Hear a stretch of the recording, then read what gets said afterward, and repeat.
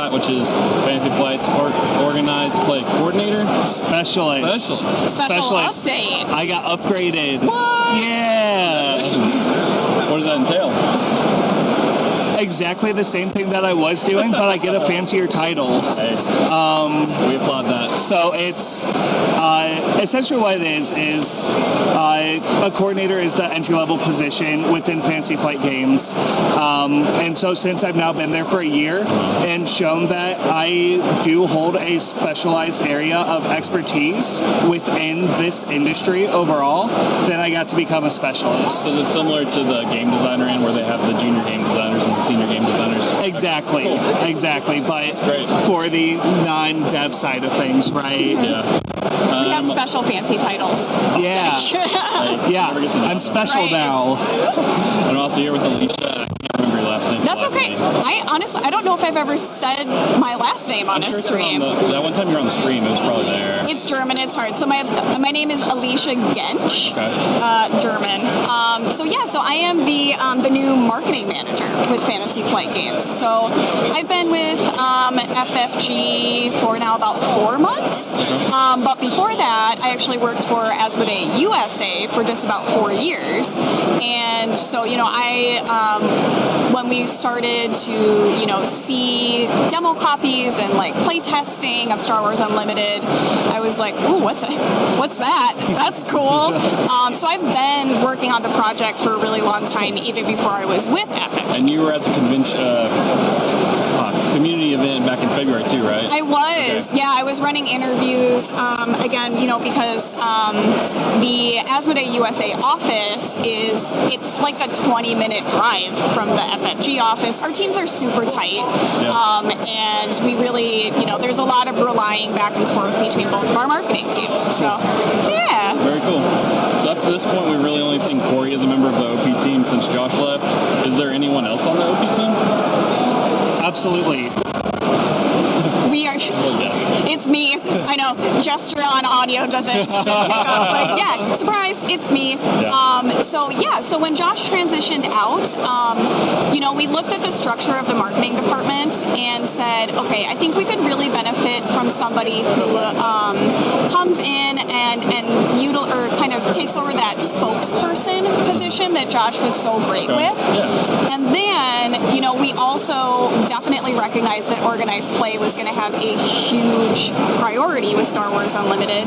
And so we are bringing a senior organized play manager on. So his name is Nico. Okay. And Nico has been with Asmodee as essentially like a consultant for a long time, number of years. And kind of like me, when I was with Asmodee USA, has worked on Star Wars Unlimited essentially since the inception of it. He's actually here. Nico is here. Yep. Cool. Nico is helping judging. Awesome. Because again, super experienced organized play manager. So Very familiar with the game already. Yes. Very familiar. And Nico, he has a background in like esports from an organized play kind of background, and yeah. So essentially, we took a look at everything and said we definitely want to give more support. So we took one and made 2 positions. Cool. Mm-hmm.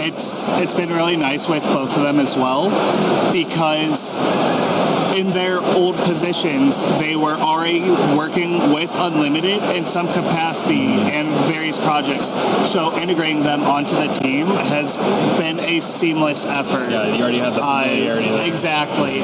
It's not I need to learn how to work with you now. It's just we've already been working in one capacity. Now let's make this an internal capacity and bring both of these 2 great individuals on board and help out. That's awesome. Thank you, Corey. That's really sweet. Don't put that in the thing. I didn't say something nice to her, I swear. All right. Next up, which aspect of the C3OP structure is Neil's favorite? All of it. It sounds like such a cop-out to say all of it, but it's really 2 sides of the same coin, right? You can't have casual play without competitive play. You can't have competitive play without casual play. And then just all aspects of C3OP really do encompass what we envision our organized play program for Star Wars Unlimited to look like. So the connecting, I'm sitting here talking to you right now. This is great. We are connecting on a certain level. I collect cards. You love to collect cards. I like to chase shiny cards. I respect that. And then the competing. While I do love all of it, I'm really excited for competitive to start. Me too. You're a competitive person. I am a very competitive person. And so seeing that start and seeing our community really be able to dig and sink their teeth into it really excites me. It's been great. Yeah, I know you already talked about my collector habit. So yeah, collecting is definitely my thing. Hyperfoils, foils, hyperspace, all of it? Hyperfoils. Okay. I have a problem. But yeah, I think for me, that collecting, it's like fetch quests in video games. It kind of checks that same box for me where it's, ooh, I want to get all the side quests. Yeah. I'm a big video gamer, and so I'm a completionist, so all the side quests I'm like do. And so I want a foil. I would love more showcases. I would love, I have one just standard card of every card in each of the sets, but like I want the pretty ones. So how do I trade and connect with others?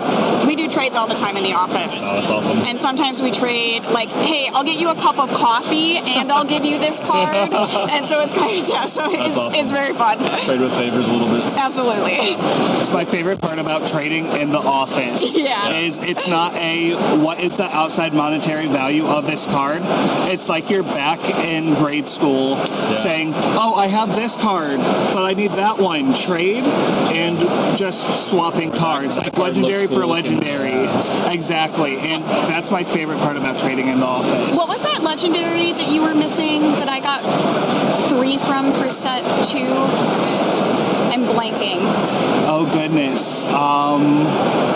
DJ. It was DJ. I was missing one DJ. And then Alicia's like, I have an extra one for ya. You'll hit me back. Absolutely. So you mentioned showcases. Have you all opened a lot of them? I have opened 3 myself. I'm so jealous. Yes, I have opened 3 myself. I opened a turret. I think that's how you pronounce the name. Yeah. Or as the Golden Dice podcast says, Charut, I'm me. Ray. Okay. And The Mandalorian. Those are awesome ones.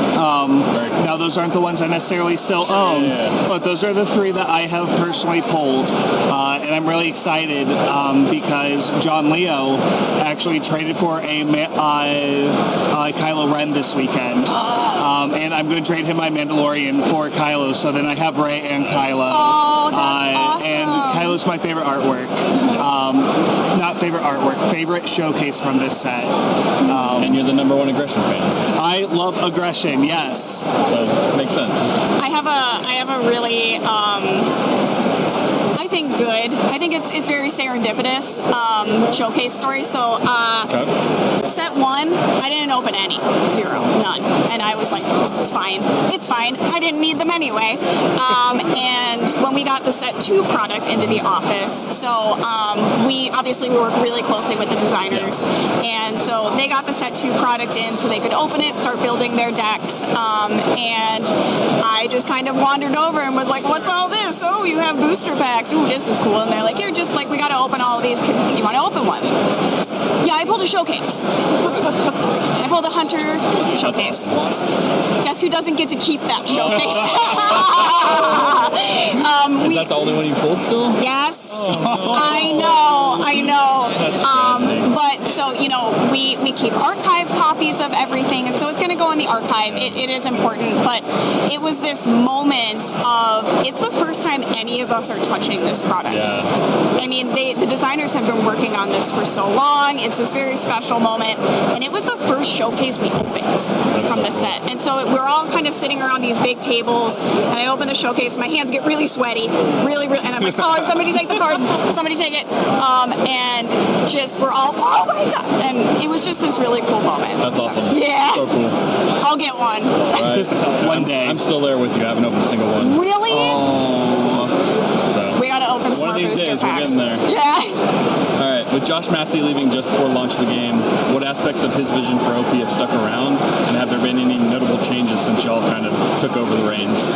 Yeah, so it's not one person defines what is going on within an OP structure or within the company structure going behind Star Wars Unlimited. There's an entire development team. We have an OP and marketing team. So it's a very collaborative effort to come up with everything that is going into Star Wars Unlimited. The concept of C3OP was something that was spearheaded by Josh and is still very much being culminated to this day. Like I love the concept of C3OP for our organized play. It's catchy. It is so catchy. And so, while he has left, we still are a team. We work closely with the devs. We work closely with everyone within FFG to come up with these choices. Yeah. We have a whole product line strategy team to help decide these things too. So again, it's not anything that one person can decide to do. Yeah, and I think, too, as far as, changes and updates, I mean, we were literally just in the closet looking at the Discord and looking at community pages, and we are, constantly listening to feedback. Sure. So, yeah, I mean, I think one of the biggest changes or updates would be increasing the number of planetary qualifiers for Set 3, which is a huge increase. And is a huge usually welcome. And we need awesome. it. Yeah. We need it desperately. And so I think, too, one of those updates was so necessary because when we started talking about planetary qualifiers at the inception of the game, we were already planning before the game was out. And, of course, we all hoped that it would go really, really great. People would love it, but we just didn't know. We didn't have any data that showed us any of that. And so that's why we're starting with 40. And then we have time now listening with the game out that we are like, we need more. We need so many more. So I think that's one of the biggest updates. Absolutely. Cool. You kind of touched on this, but speaking of the organized play, program manager has this role been filled since Josh left, and that's now Nico, sort of, / you? It's kind of both of us. Yeah, honestly, it's both of us. So Nico definitely specializing in organized play because he's an expert in that field, and I'm kind of coming in as kind of like the megaphone that Josh was, because he was such a fantastic spokesperson. He really, really was. And so I'm coming in because I have a really strong communications background, coming in and taking all of the messaging that we have and making sure that it gets out in conjunction obviously with lots of other teams, but being on live streams. Both of us are going to be on live streams a lot more, which is great. So I think that's kind of how we're splitting. Very good. Speaking of splitting, where did the idea of splitting casual and competitive play come from, and how have you tried to balance the support for both? So, casual is you have your hyper-competitive players. You have your people that like to sit there and trade and interact. So, being able to give a well-rounded audience everything that they need is where that split came from. But again, it's two sides of the same coin. It's something I don't think I can stress enough is you can't have one without the other. But the split came from sometimes I don't want to be competitive. Sure. right? What? Alicia likes to collect, play a little bit, but not get really competitive. And you can see that in the office too. Like just as a sample size from what I've seen is like playing with the devs, super competitive. But then you have the people that come in during company meetings and whatnot. And everyone brings their cards and trades. So you have a big group of people trading. That's awesome. And like maybe playing a super casual game amongst themselves where it takes a little longer because they are still figuring out all the cards. And then you have the dev team and the Xanders all playing really fast, knowing exactly what the cards do. Yeah. And they're just going at it. So being able to service both parts of that community to be one full community, but building both of them up as equally as possible. What I think you nailed it too is that we're doing things that cater to both because we're thinking about them as these kind of two groups that need different things. We don't want to treat everybody in the community the same way because I don't want to be, me as a collector or me as a pretty casual player. I'm not going to need the same things or want the same things out of an organized play event. So that's why we have, weekly play boxes. Those are set up more for casual store level events for people to kind of come, hang out, connect. And then obviously we have things like this. We do bigger tournaments. There's different types of prize support for that kind of thing because that's what those players want. Cool. So we're going to kind of get into the nitty-gritty of the game now. Given the nature of the game, it's kind of swingy. We have aggro games that can finish in 5-10 minutes. We have control games that can go on an hour.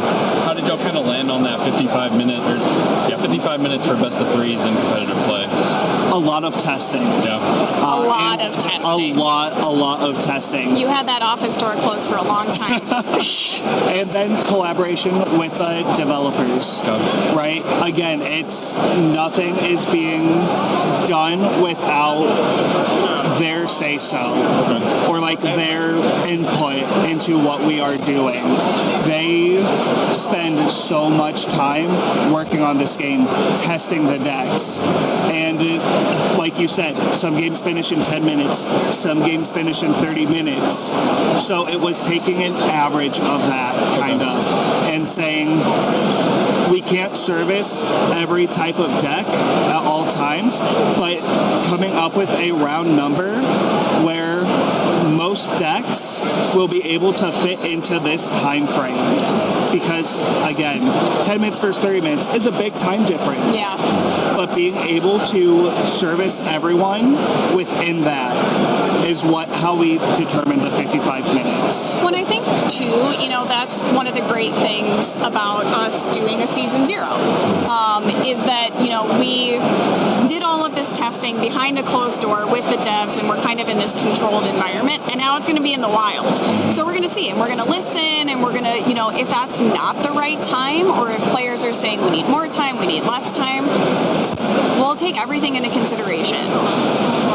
Always able to bounce back and absolutely change as the community needs. Exactly. Very cool. So what were some of the decision points to add sideboards into competitive play? And how did y'all land on 10 cards and not allowing leadership bases? Testing, and testing. I think that's a great question for the devs. Okay. Their input was very strongly put into that choice. Again, they built this game, and so they are the ones that determined that it's going to be a 10-card sideboard. Good to know.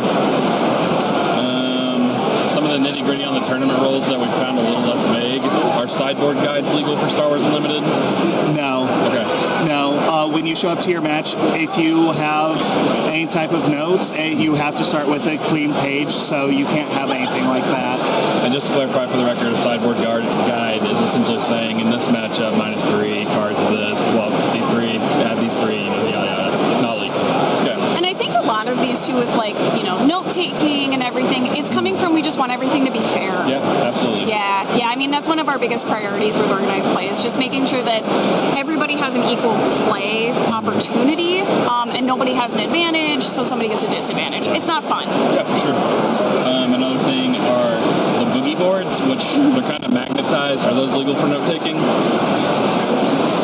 As long as it's clear and there's no previous notes, I don't see an issue with it. Because they're technically not electronic. They're not electronic. So currently, I don't see an issue. Okay. But again, we do keep track of what's going on in the community. So if boogie boards do become an issue, there may very well be an update to the tournament regulations. Yeah. But as long as it follows our note guidelines, I don't see an issue at this time. Cool. Another thing that's come up a lot, if you're tracking damage based on your notepad, are you still required to put tokens on the base? And also, just kind of in the same vein, normally the game rule says count up on base damage. Can you count down? As long as everything is very clear to both players. Okay, as long as they know what is going on in their game state and are both able to communicate clearly to a judge. If a judge gets called over, then however the players want to do it. If you're taking notes or writing down your life on a piece of paper, both players need to be able to see what is on that piece of paper to check the accuracy.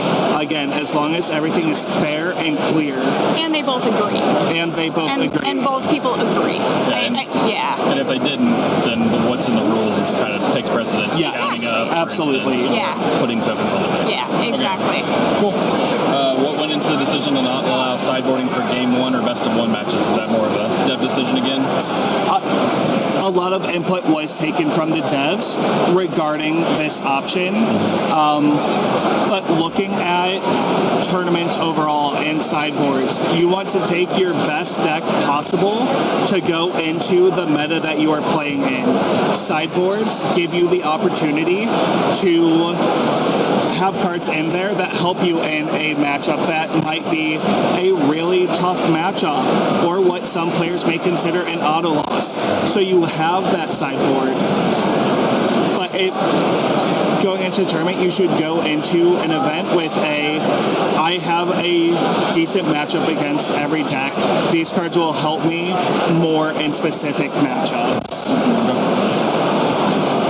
With no competitive multi-day events in the first year, do you worry the hyper-competitive players might be ruining some of the casual level events for players new to the game since they have no other competitive play outlet?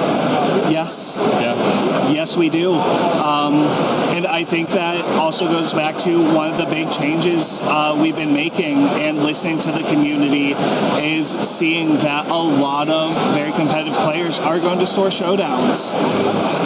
But to help cater to that, that's why in set 3 we are increasing the planetary qualifiers to 150 events worldwide. That's a lot. A lot. It's a lot. I mean, and it's so cool. We were looking at a breakdown of, the regions and how, different regions across Europe and America, are going to be getting additional planetary qualifiers.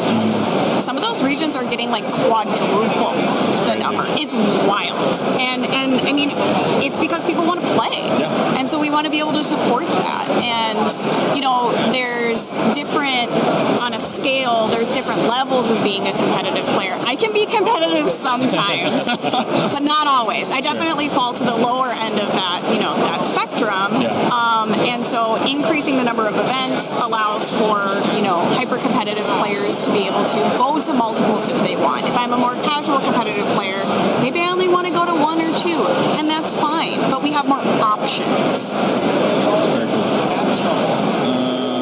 Kind of in the same vein, several competitive players originally expressed disappointment with the lack of the major competitive OP events in year 1. What's your response to those players? You can't start at the top. You need to build your foundation and build up. What was the meta like for set 1? A few decks broke out, and that was about it. You had, 252 cards is really big for one set. That is still such a limited card pool. So being able to build up the card pool and introduce people into this game so then they can get their set 1 cards, their set 2 cards, and build their collections before delving into competitive play was the biggest reason behind that. Like looking at just building set 1 decks, while I had a blast, the options were limited. Yeah. now that set 2's out even, there's so many more options. Oh my gosh, I've made so many changes to some of my tech. Absolutely. Yeah, so many changes. So just ensuring that we are building up properly and ensuring that we are serving the community how we envisioned. Yeah, well, and I think too, we got to start somewhere, and we're going to start with this really, intro level competitive event. It's our first stage in competitive play, and we're going to keep building. But I think too, one of the things that we consistently talk about with the devs and other teams is building for longevity. This is a game that's not going anywhere. We're putting so many resources into this game at a studio level and also at a distribution level that we're just trying to build that really strong foundation right now. So what would y'all say? I mean, this answer has probably changed in the last couple months, but what is the ideal spread of competitive events within driving distance you hope to provide for most of the player base? Like, do you expect players in high population cities to make a couple PQs a year, maybe one regional or sector, or is it something you expect people to generally have to fly to? Like, what is kind of the ideal spread for you? I mean, that's such a difficult question to answer. Well, and I think it depends on the player. Sure. Right? Yeah. What's a reasonable driving distance for me is a different driving distance for you. Oh, I'll overnight Right? drive And places. worldwide, I'm originally from Ohio. I'm happy to drive 10 hours to an event Sure. without a second thought. Load into a car with a bunch of friends, take that road trip. Ideally, though, we want to be able to give players a chance to experience each level of event that they want to go to within a quote-unquote reasonable driving distance, Well, right? Yeah, and I think too, this is the interesting kind of, if you look at a Venn diagram, this is the cross-section between us as a studio, we're publishing the game, and then our distribution partners, because we don't hold the primary relationship with those retail stores. Asmodee, like USA does, or Spain. And so this is where we start having conversation with those distribution partners and say, well, which of your stores would you recommend based on how many players they can have, location, proximity to airports, all of those things. That's where we start really relying on those distribution partners because that's their specialty area. So you are able to use a lot of data in kind of determining where you should kind of break these out. Lots of data. That's great. And I think too, the event that really sticks out to me as being this is the biggest travel is the Galactic. Obviously, it's happening once a year. It is the pinnacle of not only competitive play, but just all things about Star Wars Unlimited. Like, we're going to have side events, we're going to have lots of additional activities, things that if I don't even play, let's say I didn't even know how to play Star Wars Unlimited, but I collected and I hung out with my friends, people are going to have stuff to do there. So I feel like that's an even bigger worldwide draw for that kind of event. Very cool. We know PQs start in October. Can you tell us more about the decision to run only a few for the last month of the meta? We want to give players time to get their cards. Okay.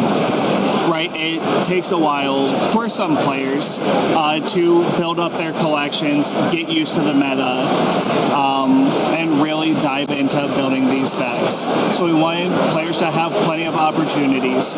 So maybe play a little more casually at store showdowns to start with, and then ramp up into the planetary qualifiers.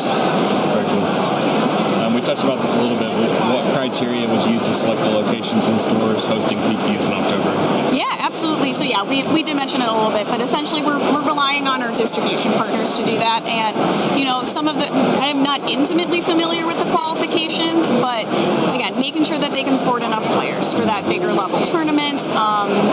Proximity to at PQ levels, we might not be thinking as much about airports, but highway and lodging options, especially as we get into sectors and regionals and stuff like that, all of those considerations. And also, just how good of a partner have they been? When we're looking looking at all of those stores, we want to make sure that we, pick places that players feel confident too. We want to make sure that we pick places that everybody feels welcome, it's fair. We know that these events are going to be run up to our standards, but more importantly, our players' standards. Yeah. Very cool. On the recent stream y'all were both on, you announced, you opened the packs, that's what it was. Yeah. We saw your hands. My lovely fingers. On that recent stream, you announced winners of PQs would earn a bye to day 2 at the Galactic Championship. Will those buys pass down if somebody wins multiple PQs? Absolutely. Okay. Absolutely. We want to give as many people as possible the chance to be able to play in day 2 and on the grandest stage that we are planning on presenting to the community. Especially during Season 0. Exactly. Yeah. Especially during Season 0 when everybody's learning. Yeah. We're all learning together. Absolutely. Yeah. We've had very little information about sectors and regionals so far. That start in early 2025, I believe it was said. When can we expect to see more information about those? So soon. So soon? So soon. So soon? I'm So soon. so soon. I'm itching to give you more information. And like we talked about too earlier, it's when we're planning just so far ahead, so far ahead, and we're really excited. Soon, very soon. Yeah. Love that. Yeah. All right. As someone that's played plenty of FFG games, it was exciting to see y'all guys respond to the community by changing that single language deck ruling very quickly.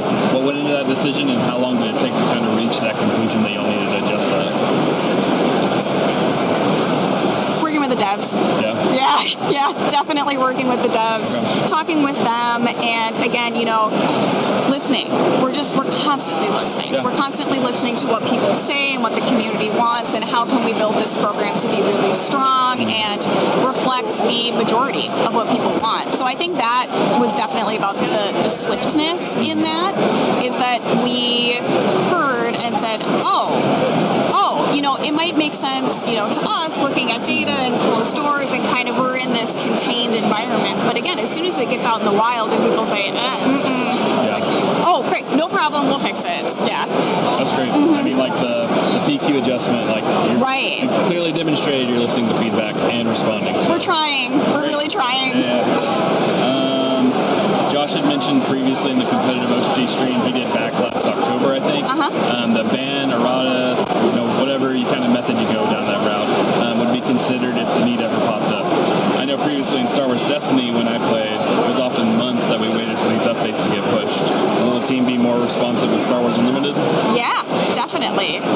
I think we were just talking about this earlier too with Jim, is, we've realized, especially since the game launched and as we're kind of building momentum, we've devoted more resources to this game than any other in recent history. I mean, we are devoting staff resources, time resources. This is the most successful game our studio has ever had. And I think because of that, we are able to give it a lot of attention. Like, we have our own social channels, we have our own dedicated website to Star Wars Unlimited. I think all of those additional touch points for the community, it just helps us be able to communicate better. Yeah. Same with live streams. Again, you're going to see us more on live streams to be able to talk specifically about OP. So we're trying to increase those touch points to make sure that we are being really communicative. And again, ban list, that kind of stuff. If people are saying it in the community and it seems like we need it, we'll do our best to enact it if we can. Okay. Yeah, and if we're able to serve the majority of players, we're just trying to make the best program we can. Very cool. Yeah. Okay. One other thing about the tournament structure, the double loss format has been highly talked about, discussed, and argued, and all the things. It's been head-scratching to a lot of people as well. What was the rationale for that decision?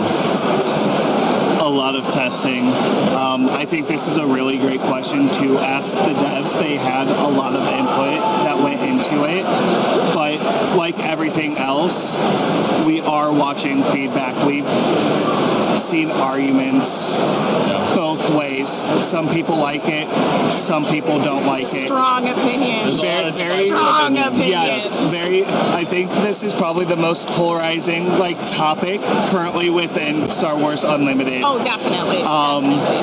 And as we get more into competitive play and can see how this works within that structure, being able to see if this is the route we want to keep going is definitely going to be the plan going forward. Absolutely. So, I mean, just like everything Season 0, you're going to listen to feedback. Absolutely. See how it goes. Absolutely.